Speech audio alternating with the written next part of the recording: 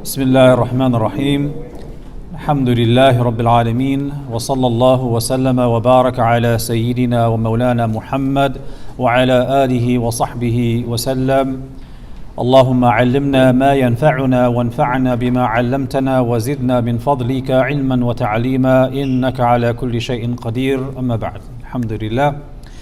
Just an announcement, we're going to have Isha at 9:15 inshallah instead of 9 o'clock, just so we can finish this class bi'idhnillah. This is the final lesson in Module 3 in the Fard Ain course, in which we cover the fiqh of fasting. And last week we looked at some new terms. We talked about the different Sharia rulings before, and we introduced some new terms that are used particularly within the school of Imam Abu Hanifa, things that distinguish between fard and wajib and things like that. And on that basis, we talked about the different kinds of fasts, those that are fard, those that are wajib, those that are recommended, those that are voluntary, and so on. And we talked about on whom fasting is obligatory, and we talked about issues related to the sighting of the moon. In last week's class, there was a lot of theory in the beginning talking about the distinction between fard and wajib, and between makruh tahrimi and makruh tanzihi, and how the school of Imam Abu Hanifa classified these things based on whether those issues are coming from what is clear cut in transmission and decisive in indication. We're not going to rehash all of that. That's so we understand the terminology being used. In tonight's class, inshallah, we're going to be looking at the actual fiqh of fasting. Now, who remembers from last week, we defined fasting and we said that it has a very basic linguistic meaning in the Arabic language. Who remembers that basic Arabic meaning? Yes. Imsak. Mutlaqul imsak. Basically withholding or abstaining in an absolute sense.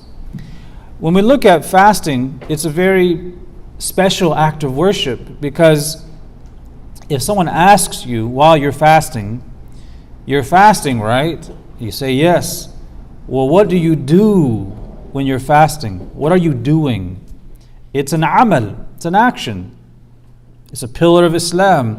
But when you're fasting, what exactly are you doing? You're doing nothing. That's the issue. It's imsak. It's an act of worship where outwardly there's movement, right? You're doing things in the world. You're studying, you're going to work, you're dealing with your kids. Inwardly, there's a kind of stillness because you are withholding yourself from taking into your body the things you normally take in on a day-to-day basis. So tonight, inshallah, we want to look at the ins and outs of how we fast. Now, fasting is not a complicated process. And inshallah, if we adhere to just the very basic definition, we won't really have to deal with a lot of the issues we're learning tonight. But tonight, inshallah, we cover the issue of intention, the intention we have in fasting, whether it's Ramadan or other kinds of fast. We look at the things that break the fast and their categories, because they're not all the same, the muftirat. We want to look at what doesn't break the fast, because a lot of people think, well, this thing breaks my fast, and it doesn't. Or they worry, does this break my fast? And it might or might not. We also want to look at what is disliked while fasting. What shouldn't we be doing while fasting, even though doing that thing doesn't break your fast? We want to look at what is Fidya, which is a kind of penalty payment. Also miscellaneous issues in fasting. These are the various issues that come up that people often ask about in day-to-day life. And we'll take a look at Itikaf, the retreat within the masjid. And lastly, very briefly, the spiritual dimensions of fasting. So if we go back to this definition that I provided last week, we mentioned the linguistic meaning. of unconditional restraint, imsak. We want to look at the definition of fasting according to Sharia, the technical meaning, which consists of 6 things.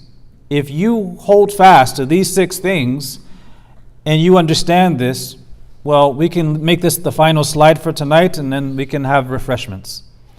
However, things come up. People have issues, and so there's questions to be answered.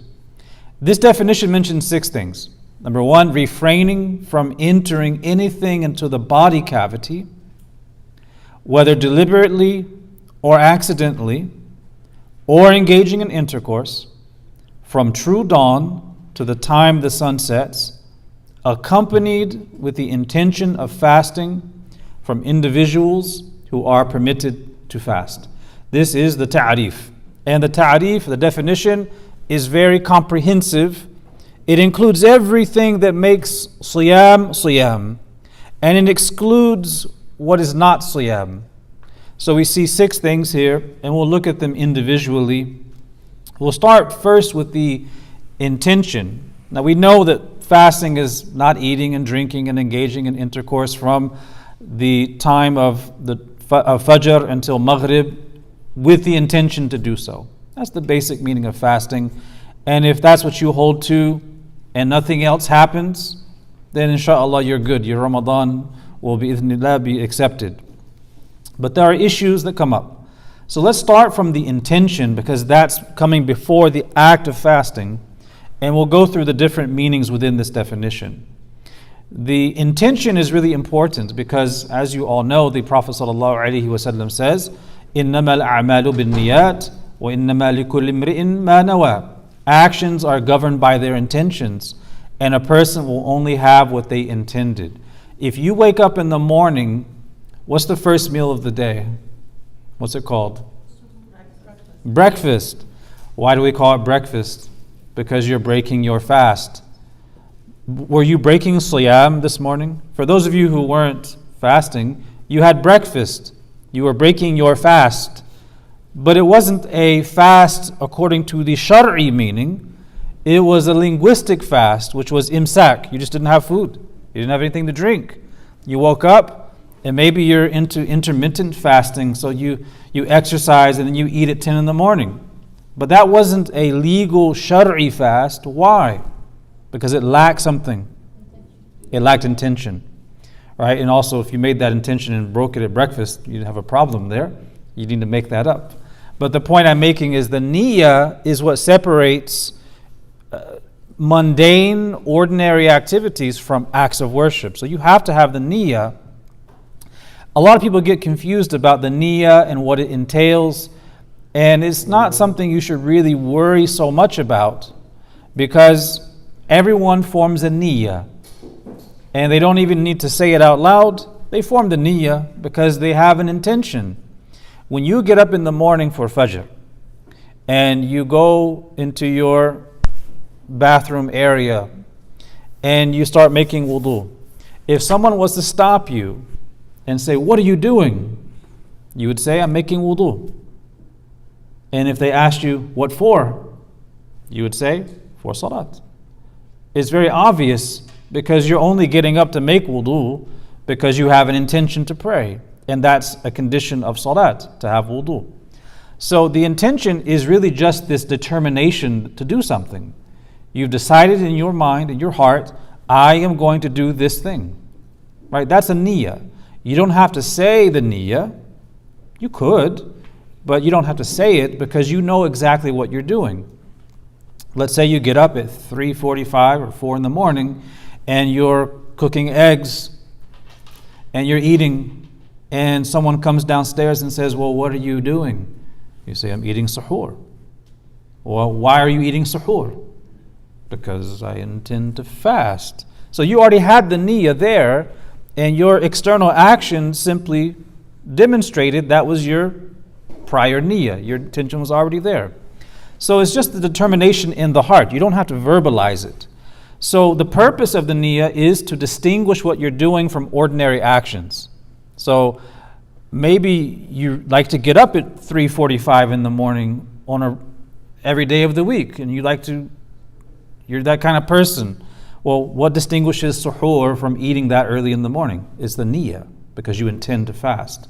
So niyyah is required for every act of worship. It's required for every kind of fast.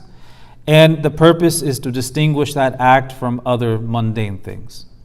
In the school of Imam Abu Hanifa, they look at the niyyah in a very particular way. And they mention that there's two types of intentions. Well, two aspects to, or you could say, depending on the type of fast you're doing, the intention will look a certain way. So you have fasts that require a niyyah, where you have a determination in your heart, and it requires that you specify what kind of fast you're doing. And you have to form that niyyah at night, tabyitun niyyah, which is before Fajr comes in. So you have to have a determination in your heart, I am fasting for the sake of Allah, and it's this kind of fast, and it has to be formed before Fajr comes in. That's the first kind of niyyah in the school of Imam Abu Hanifa. And this is the niyyah you would use when you are making up fast from prior Ramadans, or when you're making up broken fasts that were voluntary, or if you are doing the kafara, the expiation for previous fast, or for vows that were unspecified. Like let's say you made a vow to Allah. You said, I swear by Allah, I will fast 3 days if I get this job or I get this promotion. You didn't say when you'd fast those days. You just said, if I get this job or promotion, I'll fast 3 days. You get the promotion. So you decide 3 months later, okay, I'm going to fast those 3 days to fulfill my vow. According to Imam Abu Hanifa, that kind of fast requires that you have the intention and you specify what kind of fast it is for the vow, and you form that niyyah before Fajr comes in. The same thing for the missed Ramadan fast you're making up, the broken voluntary fast, and expiations. So they call this tabyitun niyyah, and the idea is you're not forming a niyyah after Fajr has come in, right? The second kind doesn't require that tabyitun niyyah of having it before Fajr. You still have to have the intention, the determination to do the act for the sake of Allah. You have to specify what it is to distinguish it from other types, but you don't have to have it formed in your heart, that determination, before Fajr comes in. So this would include the current Ramadan fast, specific vowed fast where you've already chosen the day for it, and voluntary fast. So for these, you don't have to specify the niyyah before Fajr comes in. Let's say it's Ramadan and you go home very late after Taraweeh, and let's say your alarm doesn't go off and you miss suhoor, and you wake up and it's 20 minutes before sunrise, right? Did you formulate the niyyah before Fajr? You didn't. You didn't have this tabyitun niyyah. But can you fast? Yes, because the Ramadan is already a specified fast for the entire month. So you already know what you're doing the night before, as opposed to an open-ended fast where you fulfill a vow and you didn't pick the day, right? If you pick the day, or if you're making up something specific from the past, you need to have the niyyah before Fajr. The same for voluntary fast or specified vowed fast. You need to have the niyyah and the specification. But if Fajr comes in and you didn't form it, you're okay. Now, for most people, this is never going to be an issue, because most people have the niyyah before they go to bed. They know exactly what they're going to do in the morning. So they don't really need this. Where this might come in handy for some people is if they wake up one morning, they went to bed with no intention of fasting, and they wake up one morning, they pray Fajr, they haven't eaten, they haven't consumed any liquids, and maybe at a time like 9 in the morning or 10, they decide, you know what, I don't have any food in the house, or I didn't eat anything, I'm going to go ahead and make today a voluntary fast. So they're specifying the intention that it's voluntary for the sake of Allah, but the intention is formed after Fajr. As long as they didn't do anything that would normally break the fast, they can maintain that through the day, and at Maghrib time, they've done a voluntary fast and it's accepted, inshallah. So this is good for those situations if you decide all of a sudden to fast a voluntary fast. For your current Ramadan or making up past days, really in experience, it's hard to even do this because most people know exactly what they're doing the night before. Even if they wake up late for suhoor, they know already what they were planning on doing, which is to fast. So this is a distinction made within the school that most people don't really have to contend with. So the first type, you need to make the intention in your heart for the specific fast the night before the fast starts, meaning up until Fajr. The second type is you make an intention in the heart for the specific fast the night before the fast starts, preferably, or at the latest by the Islamic midday, al-Dahwatul Kubra, provided you have not engaged in any of the muftirat, the things that break the fast. So what that means is if you're doing a voluntary fast or any of these in category 2, A, B, and C, you can form the niyyah up until a certain point in the day. I mean, you can't go up until 6 o'clock at night and say, oh, okay, actually, no, I'm going to make an intention to fast starting from now. And you didn't eat anything that entire day. No. You have to form the intention by at least the Islamic midday. Now, when is that? The Islamic midday is a very specific point of time called al-Dahwatul Kubra. And the ulama, they give us some guidelines on how to determine that time. Basically, you need to calculate the halfway point between Fajr and Maghrib. And that halfway point would be the Dahwatul Kubra. Anytime before that, you can form the niyyah. Anytime after that, it's too late. You can't form the niyyah. It wouldn't work. So, for example, if Fajr comes in at 5 a.m. and Maghrib comes in at 7 p.m., the Dahwatul Kubra is going to be at 12 p.m. because how many hours do you have there in the day? You have 14. So 7 and 5 is 12 o'clock. If you form the niyyah before 12, you're good to go. Right? And this only applies to the second kind of fasting. The current Ramadan fast, the specific vowed fast, where a day's been chosen already, and voluntary fast. However, it is better and easier to avoid all of this just by making sure you know exactly what you're doing the night before, which most people do, alhamdulillah. It's not really an issue. Have you ever in Ramadan gone to bed not knowing that the next day is Ramadan? I don't think it happens. Maybe in some person it would, but most people know exactly what's going on, and that intention to fast the next day is already formed. So there's no need to really worry yourself over articulating the niyyah, saying it out loud, but this is to distinguish various types of fasting and which has leeway and which does not have leeway in terms of forming the intention.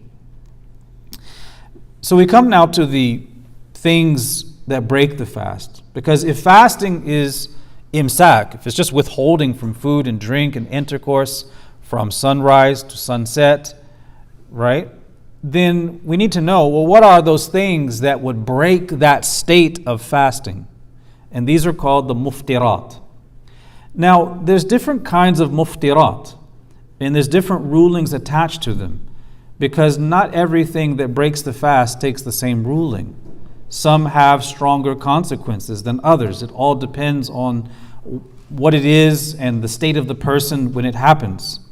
So broadly, when you're talking about things that break the fast, you have those things that break the fast and require qada and kafara, that you have to make up the fast and you have to engage in the kafara, the expiation for breaking that fast.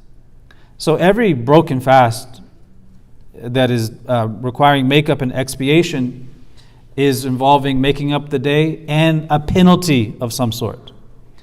But then you have those things that break the fast that only require that you make up the day after that Ramadan. So what are these and what's the difference? So make-up and expiation. Now make-up is basically a day after Ramadan, preferably from the month of Shawwal and before the next Ramadan. You're making up that day or those days. That's the qada. And the qada is required on anyone who breaks the fast according to these. Expiation is when, as you'll see, you're paying a penalty or you're engaging in a kind of fasting that is a penalty. So if a person eats or drinks something that humans would normally consume, and this consummation nourishes, medicates, or pleases the body in some way. So this is intentional eating or drinking of something that normally nourishes the body, right? So food, drink, coffee, whatever. This would not include a person intentionally taking sawdust, or as the fuqaha mentioned, hadid, metal. Why do they mention metal? Well, you think about it. Imagine a carpenter. They're working on a house, they're framing a house, and you often see them putting nails in their mouth to hold it as they're hammering. What happens if they swallow it? Right? Now that's accidental, but they mention these examples. This is normal food and drink that a person takes and it nourishes, medicates, or pleases the body in some way. Or they engage in sexual intercourse regardless if one ejaculated or not. Or they swallowed the saliva of one's spouse. Yeah, that's what they mentioned because fiqh is for everybody. All sorts of people who get into all sorts of problems and we need to have all these details. The purpose here is that these things are all done they're done purposely. They're not done out of forgetfulness. The expiation for these things, because this day has to be made up, but there's also an expiation. And that expiation is a way of atoning for the sin of purposely breaking your fast. Because if you purposely break your fast, it's a kabira, it's a major sin. And that major sin requires expiation that wipes away the effect of the sin. The expiation is to fast 60 consecutive days. That's the first level. So 60 days consecutively means you have to pick a time where there's no Eid coming up, right? And you have to it's day 1 through 60 without any breaks whatsoever. The only exception would be for women in their menstrual cycle. But for men, it has to be straight 60 days, expiation. And you have to choose a time when there's no Eid coming up. If a person does not fast them consecutively, let's say they fasted for 48 days, and on the 49th day, they stop fasting for whatever reason, they have to start all over again. So this is a punishment. This is a penalty by way the sin is wiped away. It's difficult. Now, if a person's unable to do that, they can't fast 60 days consecutively. There are other options mentioned in Sharia. If a person has relative certainty that they are physically unable to fast 60 days consecutively, then they have to either feed 60 poor people their fill for 2 meals, or feed one poor person to his fill for 2 meals a day for 60 days, or give 60 people half a sa'a of wheat or similar food grains, or its monetary value. You can calculate the value, the cost of that amount. Or give them 60 people a sa'a of dates or its monetary value, or you give one poor person either C or D for 60 days. So a sa'a is about 2.2 kilograms. Some say 2.5 to be on the safe side. And this is a penalty, right? So the issue is you start with fasting 60 days consecutively. Only if you're unable to do that would you go to one of these options. The point is this is an expiation for the sin of purposely breaking the fast. What happens if a person missed many, many days of fasting? They purposely neglected fasting for many days or many Ramadans. The answer is they have to make up those days, of course. But they do one kafara and a general tawbah for those missed days. Because some people think that for every day they have to do this, therefore they calculate 5 or 6 years of no Ramadans. Each day is 29 or 30 days, and then each day is 60 days, like they're fasting the rest of their life. That's not how it works.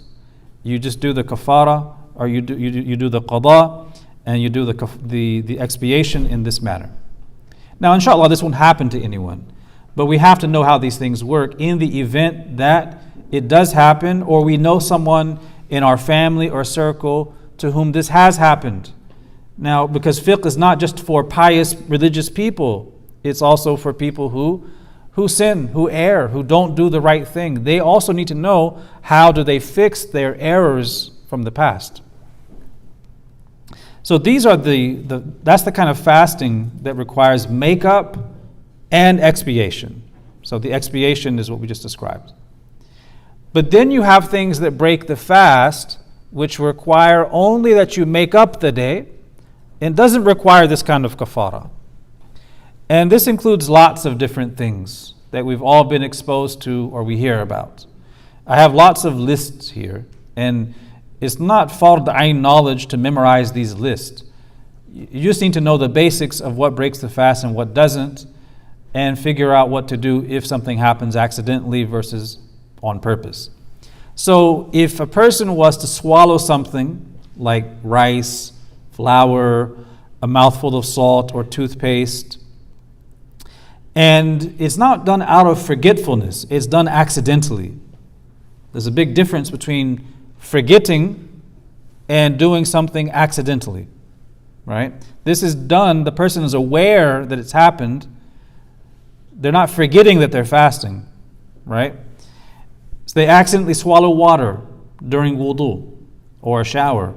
You know, when you're in the shower, if you lift your head up too high, the water can get into your nose and you feel it in your throat. You have to be very careful. Or if you're making wudu too vigorously as you're doing the istinshaq, you may sniff the water up into your nose and it goes so far that it's in the back of your throat, and then you swallow it inadvertently. Eating on purpose after you ate forgetfully, right? So you ate and you forgot you're fasting, and then you mistakenly thought that because you forgot you were fasting and ate, that your fast is ruined, and then you start eating something after that. You're eating on purpose, but it's because you thought your fast was ruined by forgetfully eating. So you have a doubt there. It's not the same as knowing that you should be fasting and purposely breaking the fast without any legitimate reason. Such as also an orgasm from rubbing, kissing, touching, smoking, or inhaling smoke that you produced on, incense smoke. If you eat a pea-sized amount of food stuck in your teeth, right? If it's less than that, it's nothing. So these are examples where you need to make up those days, but you don't have to pay the kafara or to fast the 60 days. Why? Because it was either done accidentally, you were aware that you were fasting, but it was done accidentally, or you did it purposely, but because you thought you did something wrong earlier that broke your fast, even though that was incorrect. So if you are fasting, most of us know this, if you're fasting and you forget that you're fasting and you take a bite of something, what do? Do you say, oh, I ruined my fast, and you go ahead and eat the rest of the food? Or do you stop and continue fasting? What do? You continue fasting because you forgot. You forgot you were fasting. And this happens, especially in the kitchen, when a person's preparing food and they want to taste something. They may forget they're fasting, especially if it's the beginning of Ramadan. But let's say a person, they forgot they were fasting, they tasted the dish, and as soon as they swallowed, they remembered, oh, I am fasting. And be honest, this has happened to almost every one of you, hasn't it? It happens to most people. A person might imagine, this happened to me when I was a brand new Muslim, I remember. this happened and I thought, oh, I put something in my body, so my fast is broken. Therefore, if my fast is broken, I can go ahead and eat something, can't I? I can go ahead and open the fridge and get out leftovers from last night's iftar. So now you're eating on purpose. But that's because you thought mistakenly that you had broken your fast when you didn't. So you are eating on purpose, but it's based on a shubha. It's a doubt. It's some faulty, mistaken understanding. So for that, you're going to make up the day later, but you're not paying the penalty. You're not doing the kafara, expiation of fasting 60 days, because it's not the same thing as a purposeful sin, right? That's the distinction. If you eat a pea-sized amount of food that was stuck in your teeth, and they use these descriptions to give you a kind of dabit, a kind of guideline for what is seen as too much. Because people may eat suhoor, and they may have some bits of food stuck in between their teeth.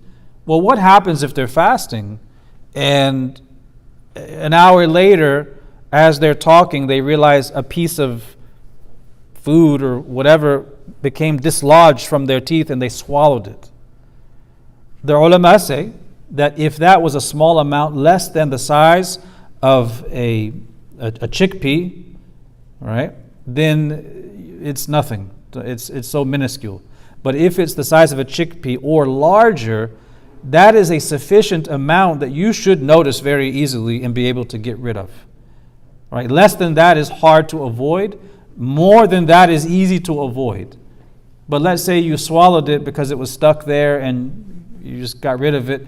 That's not the same thing as purposely breaking your fast in the daytime of Ramadan and having a meal. So that you make up the day, but there's no penalty. There's lots of examples like this. Maybe I'll give you a few and you can help answer them. Eating or drinking something forgetfully. Actually, this doesn't break. These are the things that don't break the fast. Yes, okay. So things that are not muftirat, that don't break the fast. Eating or drinking something forgetfully, not accidentally. What's the difference? So forgetfully, we gave the scenario. You are cooking, it's day 1 of Ramadan. And as you're cooking, you taste the food, and as soon as you swallow it, you remember, oh, I'm fasting. That was forgetful. That doesn't require you to make up a fast, because your fast isn't broken in the first place. But let's say you're in the shower, and you tilt your head back, and the water goes into your nose, and then it goes down your throat, and you swallow it. You didn't intend for this to happen. It was an accident. Do you have to make that day up? What's the difference between scenario 1, where you're in the kitchen, and scenario 2, when you're in the shower? What's the essential difference? Because accidentally you know that it's not right. Right, so you got in the shower and you were aware that you're fasting. But while you were aware of your fasting, that accidentally entered your body. So that's different from forgetting that you're fasting. So we distinguish between forgetting and something happening accidentally. All right? Can you swim and fast at the same time? No. In the fiqh, in sharia, can you fast and swim? Yeah. Well, yeah, technically you can swim. Is it a safe thing to do? It's not. If you're a skilled swimmer and you can swim without swallowing or sniffing water that goes past your throat, then you can technically swim. But let's say, so if you're on the swim team, I guess you have to reconsider, right? But maybe you're in a place where you have to swim. There are Muslims in places like Bangladesh who, to get from one place to another, have to swim across streams. And they're fasting in Ramadan. So they have to swim. So what do? Well, they don't allow water to come into their body.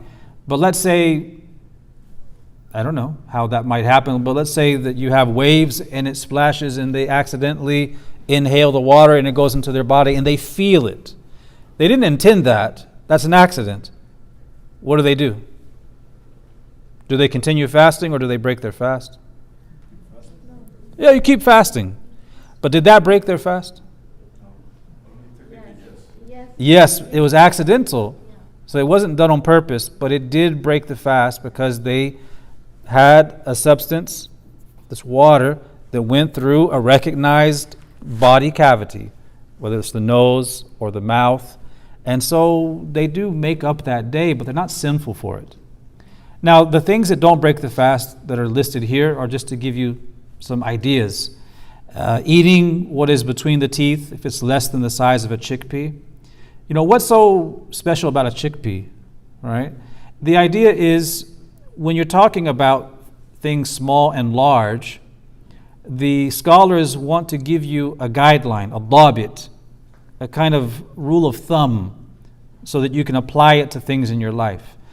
And so they determined that anything that is the size of a chickpea or larger should be easy to recognize when it's stuck in your mouth. I don't know about you, but if I had a chickpea in my mouth, I would feel it, I would know it's there, and I would get it out before the adhan of Fajr. So if it's less than that, and it's hard to avoid especially, in between your teeth, and it is dislodged and you swallow it, that's not breaking your fast, right? Dust or smoke, including smoke from incense, entering your throat without one's doing. So let's say you go into a place and there's smoke or dust, even if it's incense smoke, and you inhale it, you're breathing it in, you're not purposely bringing it into your nose. You're not sniffing it, and you're not opening your mouth trying to inhale it. It just happens to, the wafts of smoke or incense blow over you. That's not breaking your fast. Now, if you were to purposely inhale that smoke, that would be something of a substance. It's a substance entering a recognized body cavity, your mouth or your nose. That would be problematic. And that's why if you smoke cigarettes, you can't smoke in Ramadan, because that would break your fast, right? As opposed to just passively inhaling smoke or dust as you're walking through an alleyway or somewhere. Chewing on a sesame seed without swallowing it, if its taste doesn't reach the throat. Now, I don't know if any of you plan on taking sesame seeds and chewing on them while fasting. I wouldn't advise it. But the idea here is if something small is in your mouth and you chew it and it has a flavor, as long as you're not swallowing that, then that in itself isn't going to break the fast. But if you swallow it and it has flavor, okay, now you have a problem. Like chewing gum, the fuqaha mention al-ilk, which is the old kind of chewing gum from back in the day, which was made of frankincense or it was made of different substances. It was a resin, and they would use it for strengthening their memory. They would use it to various purposes. The old ilk or chewing gum from hundreds of years ago had no sugar, it had no flavoring, it had no other substances that would break down. It would be like, in our day and age, just chewing plastic or something, or just chewing something flavorless. They allowed chewing that, but you're not allowed to chew gum and swallow whatever is produced within the saliva from the chewing gum, because that has flavors, it has sugar, it has some nutritious content that you're then swallowing, right? A mosquito, fly, or any other object entering one's throat without one's doing. I remember reading the hadith about what happens if a fly lands in a drink. The hadith says that you dip the fly into the thing and you pull it out. And I always wondered, growing up here, I never saw any flies landing into bodies of water, like glasses of water or glasses of tea. Until I went overseas and I encountered the flies there, and I realized, yes, when they talk about this stuff, it's because it's a lived experience. Is it possible for a mosquito or fly to enter one's throat without one's doing? Absolutely. It happened to me. In Yemen, I was talking in class, and next thing you know, a fly just went like this, and I had to spit it out. And then you realize how relevant the fiqh texts are to everyday life. Because if I was fasting, God forbid you swallow it, but you need to know. Swallowing the wetness that remains after washing one's mouth for wudu or ghusl. Because if you're making wudu, you're taking ghusl, and you're taking the water into your mouth, it's obvious that even though you're spitting that water out, there may be something that remains within the inner parts of the gums and around the inner part of the mouth. But you're not collecting that. As long as you're spitting out whatever needs to be spat out, if any remaining moisture from the water is there, there's no harm if that's swallowed. Likewise, if you swallow 1 or 2 drops of sweat or tears that enter the mouth and mix with one's saliva, on the condition that one cannot taste the saltiness. Because if you taste the saltiness and that goes past your throat, that is something with nutritional value entering a recognized orifice. So again, you go back to that definition of a substance that provides some nutrition entering a recognized orifice or body cavity. So these are some examples. We'll go through these quickly. Swallowing one's own saliva doesn't break the fast. Swallowing one's own phlegm after clearing the throat. You know, if you cough, you have that phlegm, you're not required to spit that out if you're fasting. You could swallow that. It's not going to break your fast. Swallowing vomit, I don't know why anyone would do that, but it may happen accidentally. Swallowing vomit that emerges in the mouth without one's doing, even if it's a mouthful. And any more than that, no. Now, this may happen if a person's eaten something that has upset their stomach, you know. They're fasting, and because the stomach is upset, maybe they belch and regurgitate something. What do? Are they required to spit that out? If it's less than a mouthful or up to a mouthful, even if they swallowed that just as a reaction, you know, instinctually, that would not break the fast. Deliberately vomiting less than a mouthful, regardless if one swallows it or not. Using a miswak or toothbrush. What about toothpaste? Can you brush your teeth with toothpaste? No.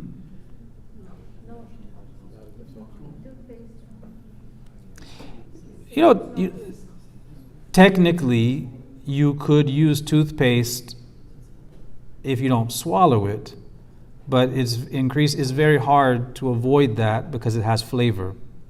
So you should just avoid it. Use the miswak or use a dry toothbrush and then just spit out whatever you do.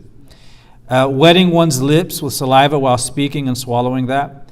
Swallowing blood that exits from the gums and does not preponderate over the saliva. What does that mean? It means, let's say a person has an issue with their gums. It's very common.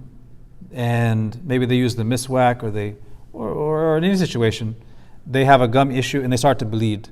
If they swallowed that, would it break their fast? It depends on how much blood is there. If the saliva outweighs the content of blood, that's fine. It doesn't break the fast. But if it's more, the ratio of blood to saliva has blood dominate over the saliva, or it's majority blood, if you swallow that, that would break your fast. So this would be a person who maybe they get hit and they're bleeding inside of their mouth, and the blood is more than the saliva. Don't swallow that. Now you're hearing all of these things, and you're wondering, well, how could that ever happen to me?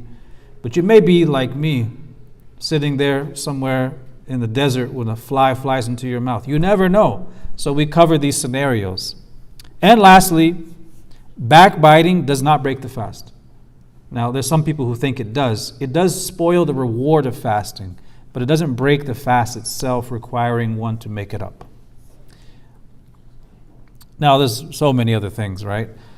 Sniffing up mucus in the nose, applying kuhul in the eyes, dripping eye drops or contact solution in the eyes, watering entering the ears from a bath, rubbing oil or cream on the body or hair.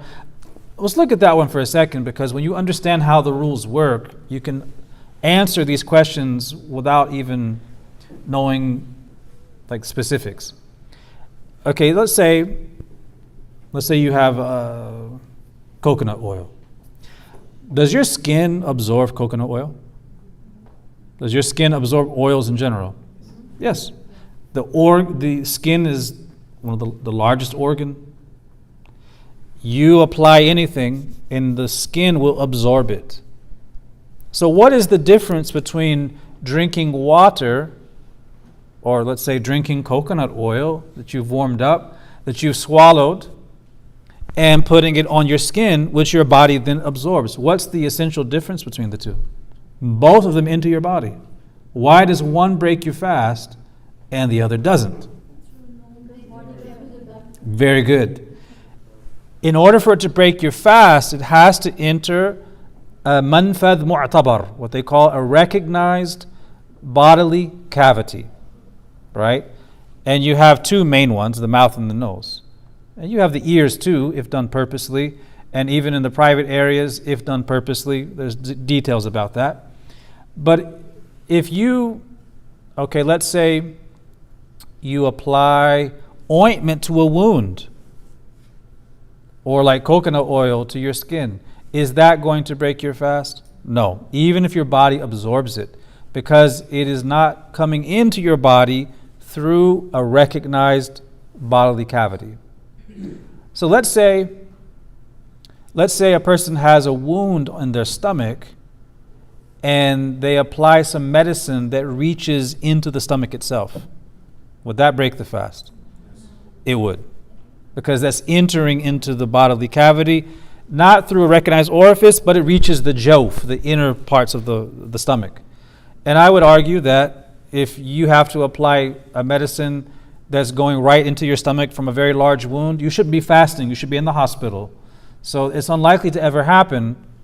So surface wounds, an ointment or lotions or creams, even though these things are absorbed in the body, they're not coming through a normal orifice, they're not going to break your fast. And there's nothing wrong with applying them. Likewise, the fuqaha say, if you're hot and it's summertime, you can take a bath, you can cool off, you can moisturize yourself in various ways, as long as those substances are not entering the bodily cavities that would cause it to break your fast. Applying deodorant, the same thing. Withdrawing blood, such as a blood test. And what about vaccinations?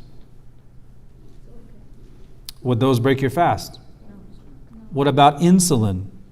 Let's say a person has diabetes. Would that break their fast if they take the insulin shots? They would need that, yeah. Well, what if their doctor clears them for fasting, provided they take their insulin shots? But the insulin shot, where is it being taken? Where is the insertion? It's here, right? It's not. Is it entering a recognized cavity? No. So even if it has nutritional value, like the insulin, even then it's not going to break the fast as long as it's not entering al-manfadh mu'tabar, the recognized bodily cavity. What about a person who has asthma and they need to take an inhaler? Will that break the fast? Yes. Why? Because it has a substance. It's not oxygen on its own. It has a substance to it, and it's entering past the throat, going in through a recognized cavity. That breaks the fast. So if you have asthma and you're required to use the inhaler daily, whether inhaler, nebulizer, whatever, then these things are breaking your fast. So you would be paying the fidya. You wouldn't be fasting on those days. I'll backtrack that a little bit and say that you would make up those days. The fidya depends if it's a lifelong illness. Now, there are certain things that are disliked when fasting. They don't spoil the fast, but we shouldn't do them. Tasting or chewing something without an excuse, provided that its flavor is not swallowed. So one could do this, but it's better not to, because there's a risk. Chewing flavorless gum, kissing with desire, in which one fears falling into sexual intercourse or ejaculation, on the condition one did not swallow the other's saliva, gathering saliva in the mouth and then swallowing it. I don't know why anyone would do that, but it's makruh. To gargle excessively when making wudu or ghusl for fear of breaking the fast. The hadith of the Prophet ﷺ describes this, and he cautions us that when we're fasting, to be careful when sniffing the water into our nose and when gargling. That you don't want to take it so far up into your nasal passage that it goes past and into your throat. Just do it moderately as you're making wudu. Just lightly so it's in the front part, not going all the way up. To sniff it, but if you did more than that, as long as it's not going to your throat, your fast is good, but it's preferred that you don't do it. To sniff water excessively when cleaning the nose in wudu or ghusl for fear of breaking the fast. Likewise, doing things that would weaken one while fasting, like cupping or withdrawing blood. It is makruh, it is disliked in the school of Imam Abu Hanifa for a person to deliberately do things while fasting that will weaken them, because there's a fear that in that state of weakness they may be required to break their fast due to something that they didn't need to do. So cupping will weaken you. Usually when you get cupped, the hijama, you usually want to eat something right after that to replenish you. Withdrawing blood, and likewise exercise. There are a lot of people who have a very strict exercise routine and they go to the gym regularly, which is good. However, they push themselves so much in Ramadan to keep the gains that they end up depleting themselves to the point where they feel they have to break the fast. That is makruh. And if you know you can do it, go ahead and do it. And if you're into that, there's different techniques and strategies for maintaining your fitness in Ramadan, even though it should be a lesser priority. Brushing the teeth with toothpaste or using mouthwash on the condition that one does not swallow it, you shouldn't do this. It's too risky. If you know that you can do it without swallowing anything or having that flavor reach the throat, fine. But if you're brushing your teeth very vigorously and covering all the areas, it's very risky because you're reaching the back of your mouth. So better to leave that. Now here we come to a few issues that pertain to women in fasting and other people who are sick or breastfeeding women and travelers. These are the people who are excused from fasting. And again, this is fard ayn knowledge, not that you have to have these lists memorized, but you have to know the basics of who is required and who is not required and what are the conditions of these. So menstruating women are obviously excused from fasting. They make up those days. Women in a state of nifas or postnatal bleeding after giving birth, they are also excused from fasting. And sick people who fear that the illness will worsen or be prolonged. But this is not based on a person's own subjective feelings. Oh, I have a headache, I'm going to break my fast. I saw a meme yesterday. It was the doggy meme. And the one dog has a sword and a helmet, and it says, "We fasted in battle hundreds of years ago." And then there's a little puny dog saying, I want to break my fast because I have a test today. Just showing you the people back then, they would not break their fast for silly reasons or minor difficulties. So you have to be sick, but fear that your sickness will be worsened or prolonged. But that is determined by an upright Muslim doctor or by previous experiences of actual harm you had in the past. Not just an assumption that it's going to be hard. You can't just assume. You need to have some experience of that in the past or from an upright, skilled Muslim doctor. If a woman is breastfeeding or pregnant, she is allowed to break her fast or she's allowed to abstain from fasting when there's genuine difficulty and a real fear, again, based on prior experience, or the testimony of an upright doctor. If she knows that she can breastfeed and the child will be fed adequately and she will not be harmed by fasting while breastfeeding, she is required to fast even though she's breastfeeding. But if through previous experiences she knows that it's a major difficulty, or that it's a harm to her health in the long term, or it depletes her milk supply, which is a harm to the child, she would not fast on those days. But again, it goes back to experience or the testimony of an upright Muslim doctor. If a person is traveling, they are allowed, they're excused from fasting as long as it's beyond 81 kilometers, which is the standard for when a person is considered a traveler. And they initiated the journey at the onset of Fajr. So if you are, say you're here and Fajr comes in, it's Ramadan, Fajr comes in, you have to fast that day. If you're going to travel later on, you still have to keep that fast, right? So this would be a person who is traveling and Fajr hasn't come in, or they've reached the destination before Fajr, or it's the day after they arrived and the next day they're on the road, they don't have to fast.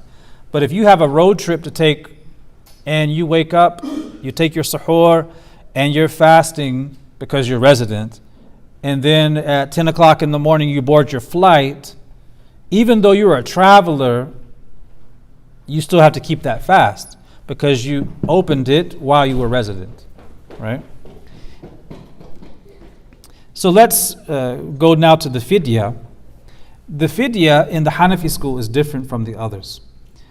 Because in the other schools, if you have fasts to make up and you didn't make them up in time for the next Ramadan, you would pay a Fidya, this kind of penalty.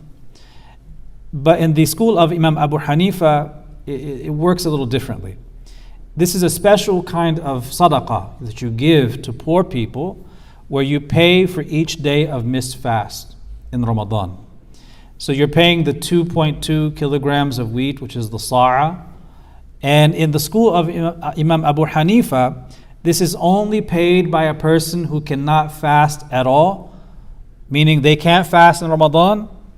They don't have the ability to make up the previous fast they missed any time of the year because of medical conditions, and they have no reason to believe that they will ever regain the ability to fast in future Ramadans.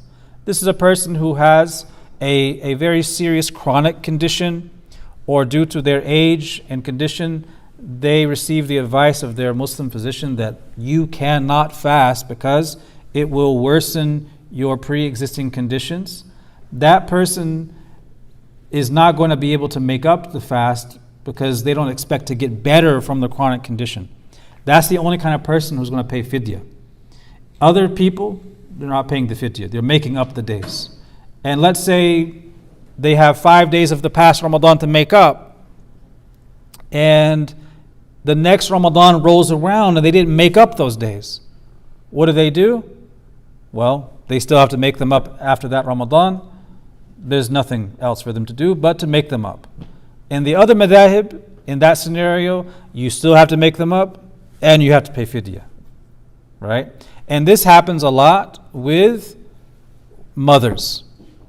It happens with mothers because they have one child, two children, 3 children. They're missing fast in Ramadan, either due to pregnancy, late stage pregnancy, or during their the nifas period, the postpartum period. And because they have a second child and a third child and they're breastfeeding, one Ramadan rolls into the next, and there's days missed that they didn't get to make up from the previous Ramadans. So in the other schools, they have to make up those days and pay the Fidya for each of those days. They have to calculate. In the school of Imam Abu Hanifa, there's a leniency here where you just have to make the days up and that's it. The only person who pays Fidya is a person who does not ever expect to recover from their condition. The ulama do say that if they expected that they would never recover, but then somehow they recovered, well, now you got to make those days up. So imagine a person who has a kind of condition where they've missed 5 years of fasting and they just pay the Fidya every year, but in year 6 whether it's a miracle or some breakthrough cure, who knows, is gone. The condition is gone. Well, now they're in a position to actually make up the fast, and they make them up. وَلَا يُكَلِّفُ اللَّهُ نَفْسًا إِلَّا وُسْعَهَا. Okay, to go quickly through some of this material. Recommended things to eat the suhoor before Fajr. One shouldn't miss the suhoor if they can. To delay the suhoor until closer to Fajr. So if Fajr comes in at 4:30, don't eat your suhoor at 2:30. It's better to eat it at 4, right? You can stop eating at a period of time shortly before Fajr to be on the safe side, but you don't want to have it so early. That's less preferable. To hasten to break the fast after the entering of Maghrib. There's no virtue in knowing that Maghrib has entered and remaining in a state of fasting 5, 10, 15, 20 minutes after Maghrib. You break your fast and you go pray Maghrib and you come back and have your dinner. That's recommended. Now we'll go through the miscellaneous issues quickly. Some of these, you have the slides, so you can go back to these to review. The first one I may glance through very quickly. A person may get sick and they miss fast, and during that period they die. So they're missing fast and they die from the sickness. That person isn't required to tell their family, listen, I need these days, the Fidya to be paid on my behalf after I die. They don't have to do that. But if he gets sick and then gets better and didn't have a chance to make up the days, then the family would pay Fidya on his behalf. Should that ever happen to you, you may forget this, but you should be aware and return to it should that ever happen in your life. If you have many days to make up in Ramadan, or past Ramadans, it's preferable to make them up one after the other. So if you have 10 days, knock them out 10 days in a row. But if you can't, you can split them up, that's also fine. And if you take too long, you fast the next Ramadan and then do the makeups later. There's no Fidya, as we said. Now, those who get the Fidya, who are the people who receive the food items, whether it's grain or dates, or the monetary value? Who receives that? The ulama say, the masariful fidya, masariful zakat. Those who receive the fidya in food or monetary form are the same people who receive zakat.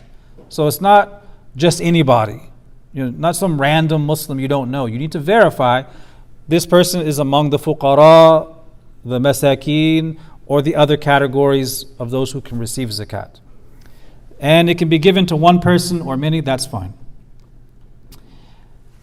If you start a voluntary fast and you break it, you have to make it up, even though it's voluntary.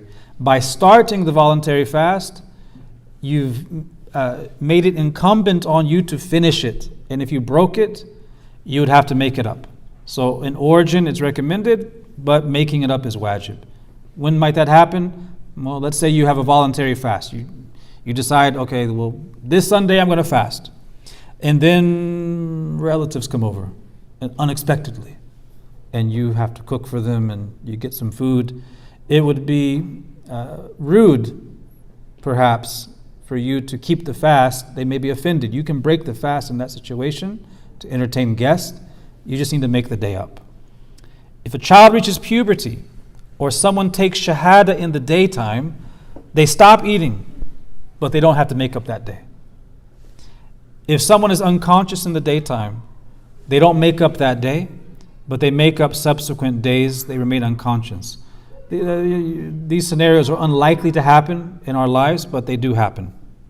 If an insane person gains their sanity, they make up the days of Ramadan missed due to the insanity, and they fast the rest, because the insanity is kind of like a medical condition, and now it's lifted, they make those days up. But while they are insane, there's no fasting required on them. Injections don't break the fast, as we said. Inhalers do, because they enter the throat. And last week we mentioned the nicotine patches. Now maybe you can answer the question for us. Would a nicotine patch put on the skin break one's fast? Yes or no? According to the school of Imam Abu Hanifa, it would not break the fast to put on a nicotine patch. Why? Exactly. Because the nicotine patch, whatever it's secreting, whatever the body is absorbing of nicotine, is not entering min manfadh mu'tabar, from a recognized orifice. And there's a quote that talks about this here from Imam al-Kasani in Bada'i' al-Sana'i', a Hanafi fiqh text. These are miscellaneous issues that come up. Now here's a couple of important things for women. If the hayd starts in Ramadan during the night time, which is any time after Maghrib until Fajr, she refrains from fasting the following day for the duration of the period. That's very obvious. Everyone knows that. If it starts during the day, the period starts during the daytime of Ramadan, that fast is broken because the period started. And she has to make up that day, and she has to refrain from fasting for the duration that she is menstruating. She has to make that day up. If the menstruation stops during the night, then she performs the ghusl, begins the salawat, she has to pray, and she fasts the next day. Very obvious. And if the period stops in the daytime, okay, so this is, if it's 7, 8, 10 days, right? Let's say the period ends on the 10th day, well, she's not fasting. She had breakfast, she had lunch, she's drinking tea, but then she has tuhur. She takes the ghusl, she is now praying her salawat. What does she do? She performs the ghusl, she begins the ibadat, and from that moment forward, for the rest of the day, she behaves as if she's fasting, even though she's not. So she may have had a breakfast and a lunch and a tea, but from that moment where her period is done, she behaves as if she's fasting, even though she's not, even though that day has to be made up. Because of hurmatul shahr, the sacredness and sanctity of the month of Ramadan, she abstains from these things for the rest of that day. So a few hours or whatnot. But she can't count that as a fast, obviously. Itikaf, because we're going over the time. The itikaf is fard kifaya, generally speaking. It is to retreat in the masjid, to spend the night in the masjid. And there's 3 types of i'tikaf in the Hanafi school. You have the one that's wajib, and that's if you take a vow. You say, Wallahi, I swear by Allah, I will do i'tikaf for 3 days in Ramadan. I met a man many years ago. He took a vow he would do i'tikaf in the Haram Sharif in Mecca for 15 years. And he kept it. He was a local man of Yemeni origin, and apparently he told the story. He said he had a huge problem in his family, and he took an oath by Allah that if this situation is fixed, he would do i'tikaf for 15 years. Now I wouldn't advise that, but he did it, and subhanAllah, I met him. He was in his 70s, and he was going strong, probably 12 years into it.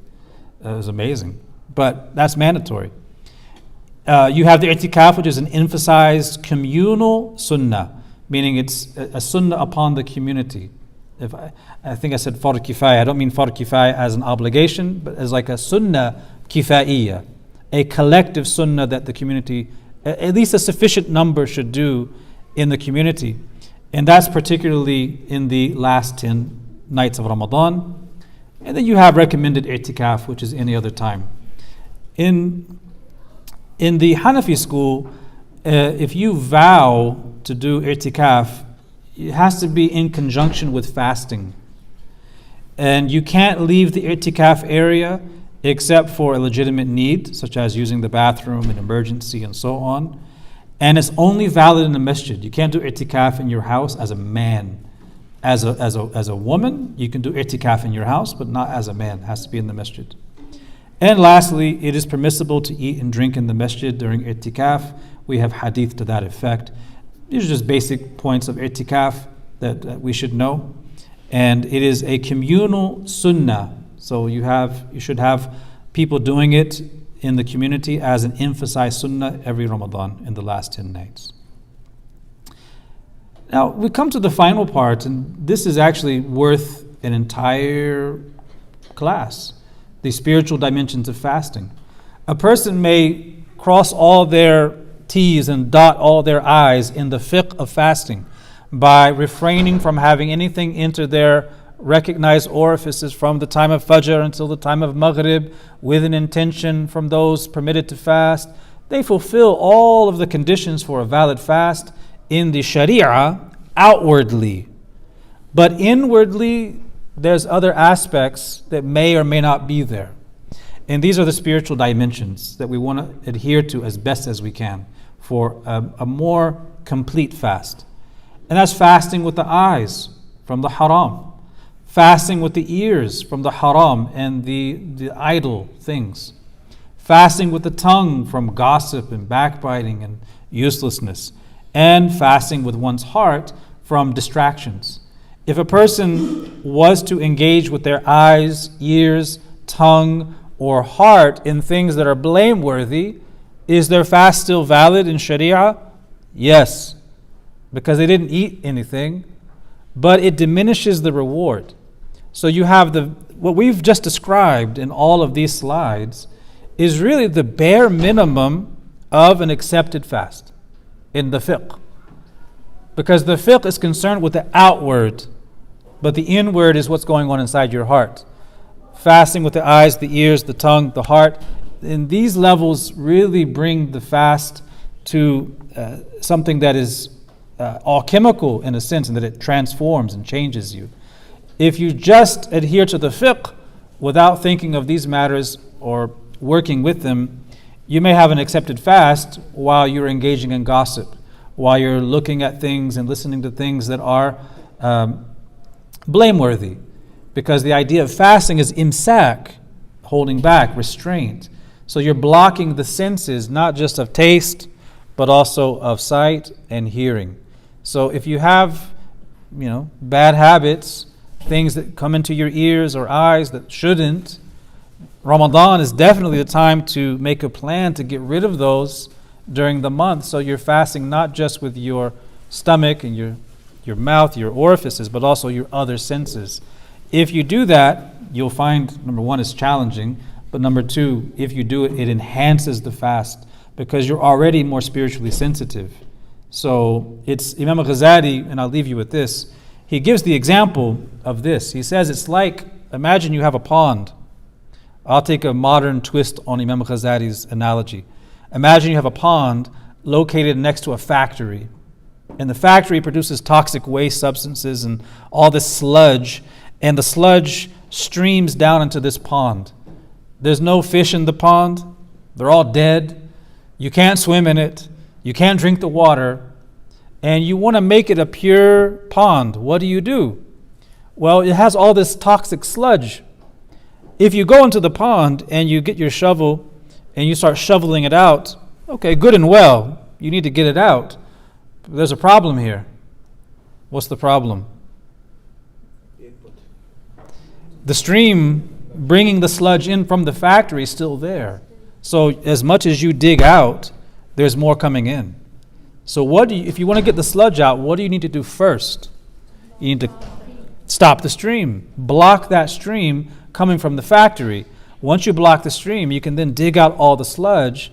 And once you've dug that out, then you can start to regenerate life in the pond. So eventually there's fish and you could drink from it.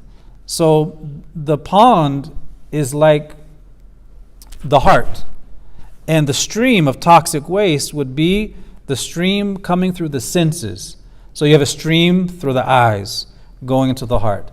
A stream starting from the ears going into the heart. If you are fasting, but those streams are bringing toxic waste, spiritual waste, yes, you're fasting, but if you really want to get the benefit, you need to cut out those streams, block them, block those senses from those blameworthy things, and then you can move the sludge out as you're fasting. If you take that analogy and think about it as you come into Ramadan, you have a really great gift for receiving the month in the best way possible. So may Allah Ta'ala allow us to reach Ramadan in a state that is pleasing to Him, and may Allah accept from you your study of these Fard Ayn matters, and we will reconvene after Ramadan with what we need to know about purification and prayer. Wallahu a'lam wa sallallahu wa sallama ala Sayyidina Muhammad wa ala alihi wa sahbihi wa sallam.